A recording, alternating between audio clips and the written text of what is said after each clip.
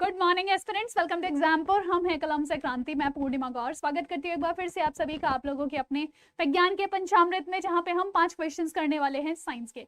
तो चलिए फिर अपने क्वेश्चंस की तरफ चलते हैं। आज है 24 जून और आज आप लोगों का सेशन हम लोग स्टार्ट करते हैं। क्वेश्चन कहता है आप लोगों से, दुनिया में सबसे बड़ी मीठे पानी की मछली डैश है जो कंबोडिया के मेकोंग नदी में पाई गई है।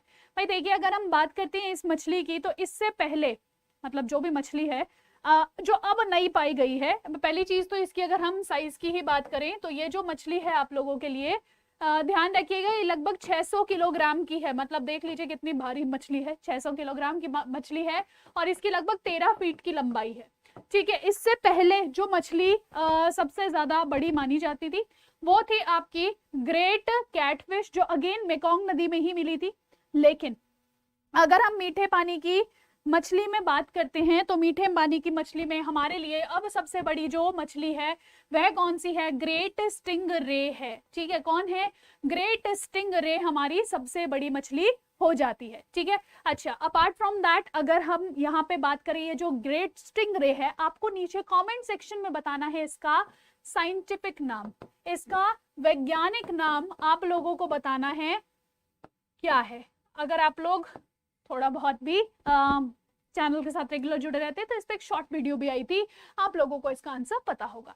चलिए फिर नेक्स्ट देखिए, कलर ब्लाइंडनेस डिफेक्ट जो होता है वो किसके द्वारा, कौन से लेंस से हम उसको करेक्ट कर सकते हैं? अवतल लेंस से, उत्तल लेंस से, बेलनाकार लेंस से, या इनमें से कोई नहीं? देखिए, सबसे पहली चीज है कलर ब्लाइंडनेस होता क्या है। ये देखिए, हमारी आंखों का लेंस है और रेटिना के ऊपर हमारी क्या बनती है बेटा? रेटिना के ऊपर हमारी इमेज बनती है। ठीक है, वो जो इमेज है वो हमको रंगीन दिखाई देती है। क्यों दिखाई देती है? क्योंकि रेटिना के अंदर हमारे पास 3 प्रकार के सेल्स हमें देखने को मिलते हैं, जिनको हम आरबीजी सेल्स कहते हैं, यानी कि रेड, ब्लू और ग्रीन सेल्स कहते हैं। ठीक है, 3 प्रकार के सेल्स हमें देखने को मिलते हैं। लेकिन मान लीजिए कि ये जो आरबीजी सेल्स है, जो क्या है? शंकु कोशिकाएं हैं, जो कि कोन सेल्स हैं। ठीक है, ये जो कोन सेल्स हैं, ये जो शंकु कोशिकाएं हैं, अगर ये कोशिकाएं आपकी नष्ट हो जाएं, इनमें भी कौन सी? आपकी ग्रीन, आपकी रेड कोशिका, अगर ये नष्ट हो जाती है तो हमको रंगों को देखने में, रंगों को विभेदित करने में समस्या आती है। ठीक है, तो इसी समस्या को हम कहते हैं कलर ब्लाइंडनेस, कि हमें रंग नहीं दिखाई दे रहे, और ये जेनेटिक डिसऑर्डर होता है, ये जीन्स के माध्यम से ट्रांसफर होता है। ठीक है, अच्छा, दूसरी चीज क्या आ जाती है कि ये जो आपके कोन सेल्स हैं, इसके अलावा एक और सेल आपकी आंखों के अंदर होता है, जिसको आप रॉड सेल कहते हो या रॉड कोशिका कहते हो। ये रॉड कोशिका आपको डिम लाइट में देखने में मदद करती है। ठीक है, और ये जो रॉड कोशिका होती है, अगर ये कम हो जाए तो आपको रतौंधी हो जाती है, या नाइट ब्लाइंडनेस या निक्लोपिया हो जाता है। ठीक है, तो चलिए, यहाँ पे आपसे पूछा गया कि अगर आपके कोन सेल्स में डिफेक्ट आ गया तो आप बताइए कौन से लेंस से सही होगा। तो बेटा, लेंस जो होता है ना, वो आपके विजन, मतलब आपको अगर देखने में समस्या हो रही है, कुछ चीजें फोकस करने में समस्या हो रही है, तब आप उसका इस्तेमाल करोगे।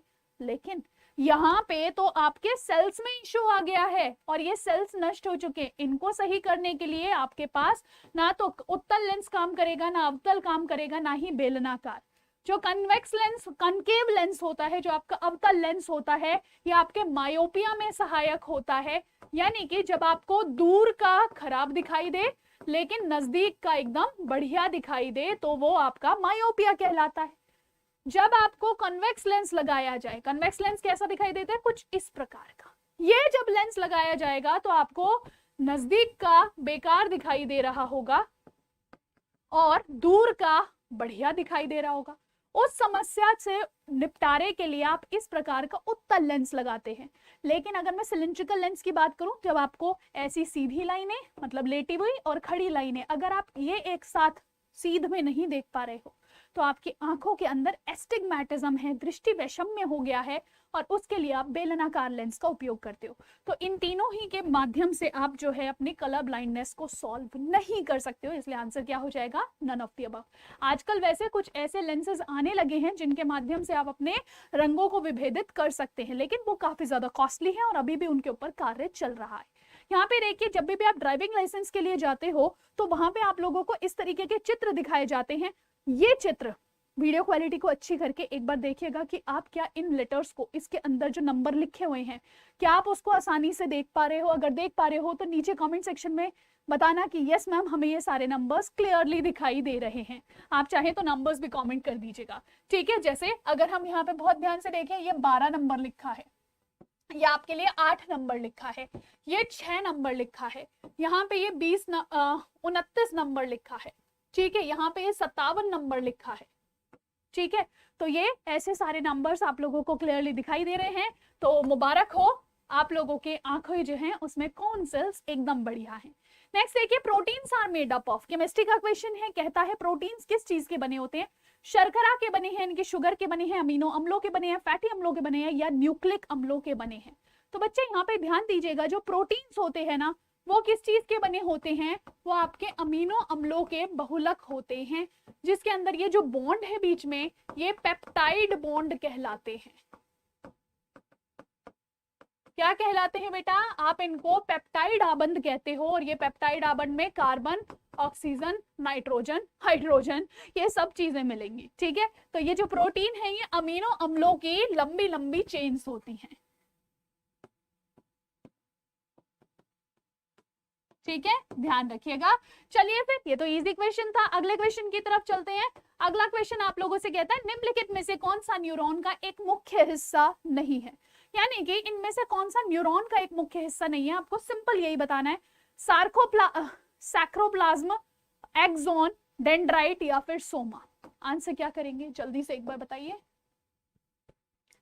देखिए, अगर हम आपके न्यूरॉन्स की बात करते हैं, न्यूरॉन्स जो होते हैं वो सिग्नल को ट्रांसमिट करने में मदद करते हैं, यानी कि ये जो आपका डेंड्राइट होगा, देखो ये वाला भाग क्या है, इस भाग को बोलते हैं बच्चे डेंड्राइट, ठीक है, ये क्या है, डेंड्राइट।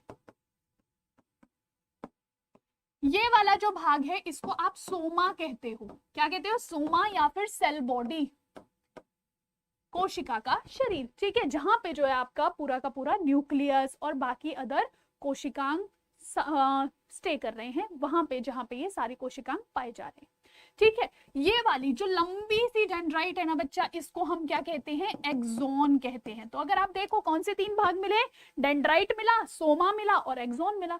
तो अगर हम ये यहाँ पे इन तीनों चीजों को देखें तो इसको हम न्यूरॉन कह देते हैं या तंत्रिका कह देते हैं। अब अगर आप बहुत ध्यान से देखो मैम, इस वाले में जो सिग्नल है ये यहाँ तक जा रहा है, लेकिन इस न्यूरॉन में सिग्नल कहीं यहाँ आके एंड हो जाता है, ऐसा क्यों हो रहा है। तो बच्चे यहाँ पे देखिएगा, इस न्यूरॉन के इर्द गिर्द क्या है, माइलिन शीथ है, यानी कि प्रोटेक्टिव लेयर है, जो इस सिग्नल को वेस्ट नहीं होने दे रही हैं, ठीक है। इसीलिए यहाँ पे ध्यान रखिएगा कि ये जो आपकी तंत्रिकाएं हैं, इन तंत्रिकाओं के अंदर ये माइलिन शीट्स आपके सिग्नल को वेस्ट होने से या सिग्नल को लॉस होने से बचाती है। तो इस क्वेश्चन का आंसर क्या हो जाएगा, इस क्वेश्चन का आंसर आप लोग बच्चा कर देंगे कि न्यूरॉन का भाग कौन नहीं है, सैक्रोप्लाज्म का आंसर नहीं है, ठीक है। तो यहाँ पे जब भी हम बात करेंगे, ये तीनों भाग आपको ध्यान रखने, हम अक्सर बुक्स में सोमा को सेल बॉडी के नाम से पढ़ते हैं, ठीक है। तो ये चीज अपडेट कर लीजिएगा ताकि पेपर में गलती ना हो। चलिए अपना आज का अगला क्वेश्चन देखते हैं, और ये साइंटिफिक नेम से रिलेटेड, आप जानते हो आपके पेपर में अक्सर बहुत सारे साइंटिफिक नेम से रिलेटेड सवाल आते हैं, ठीक है। तो चलिए फिर आज आपके साइंटिफिक नेम्स को भी कर लेते हैं। अपना 5वां सेक्शन आज का रहा साइंटिफिक नेम्स का। कहता है बकरी का वैज्ञानिक नाम क्या है, जल्दी से बताइए। कैप्रा, एजेग्रेस, हिरकस, बॉस इंडिकस, सुस सेक्रोफा या फिर ओविस एरीज, क्या आंसर करोगे भाई। देखो पहली चीज ये है अपनी बकरी, ठीक है।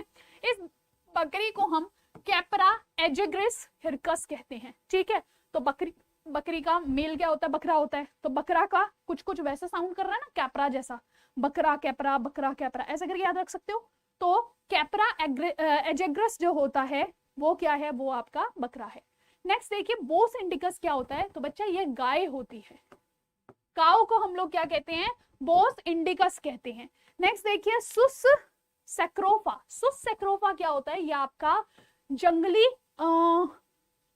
सुअर, ठीक है, जो पिग होता है ना, वाइल्ड पिग, उसको हम सुस सेक्रोफा कहते हैं, ठीक है। और लास्ट आ जाता है ओवीज एरीज, ओवीज एरीज कहते हैं इस प्यारी सी भेड़ को, ठीक है। तो जितनी भी भेड़ होती हैं वो क्या करती हैं भाई, आपको ऊन देती हैं। ठीक है, तो आप लोगों को जो ऊन देने वाली एरीज है उसका नाम क्या है, शीप है, उसका नाम क्या है, उसका नाम हो जाता है ओवीज एरीज। अगर आपने कभी ध्यान से देखा हो तो जो वो होते हैं ना जॉडियक साइंस होते हैं, राशिफल जो होते हैं, उसमें मेष कुछ इस तरीके का बना होता है ना, तो वो क्या है, वो एरीज जो है वो कहीं ना कहीं उसी मेष राशि भेड़ को ही दर्शा रहा होता है।